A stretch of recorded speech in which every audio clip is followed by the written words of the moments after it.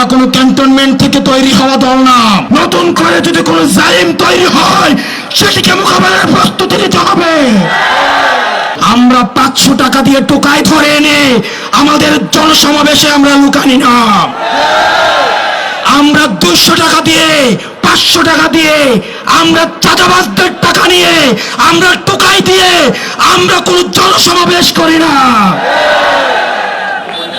আমাদের এই জনসমাবেশে যারা আসে প্রত্যেকে নিজ থেকে এনসিপিকে ভালোবেসে এই অভ্যুত্থানকে ধারণ করে সংস্কার এবং বিচারের পক্ষে মা বোন থেকে শুরু করে আলেম ওলামা থেকে শুরু করে সনাতন ধর্ম থেকে শুরু করে আহত এবং শহীদ পরিবারের সবাই স্বতঃস্ফূর্তভাবে বাংলাদেশপন্থীরাই অংশগ্রহণ করে।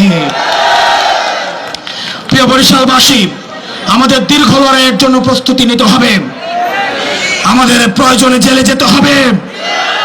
আবার এই জালিম নতুন করে যদি কোনো জালিম তৈরি হয় সেটিকে মোকাবেলার প্রস্তুতি নিতে হবে। আমাদের উত্থান সংকট থেকে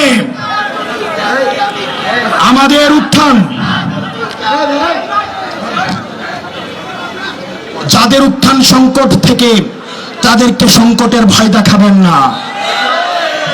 আমরা কোনো ক্যান্টনমেন্ট থেকে তৈরি হওয়া দল না। আমাদের উত্থান সংকটকে মোকাবেলা করে সংগ্রাম করে আমরা আমাদের লক্ষ্যে পৌঁছাবো ইনশাআল্লাহ। প্রিয় বরিশালবাসী, আপনারা ভালো থাকবেন, সুস্থ থাকবেন। কোনো ভয়ভীতি আপনারা পাড়ায় পাড়ায় ওয়ার্ডে ওয়ার্ডে আপনার এনসিপির কমিটি গড়ে তুলুন। আপনাদের এনসিপির সাংগঠনিক বিস্তার আপনারা তৈরি করুন। যদি কোনো রাজনৈতিক দল ভয় দেখায় আপনারা আমাদেরকে জানাবেন। ঢাকা থেকে আসতে যতক্ষণ দূরত্ব আমরা সমন্বিতভাবে তাদের মোকাবেলা করব।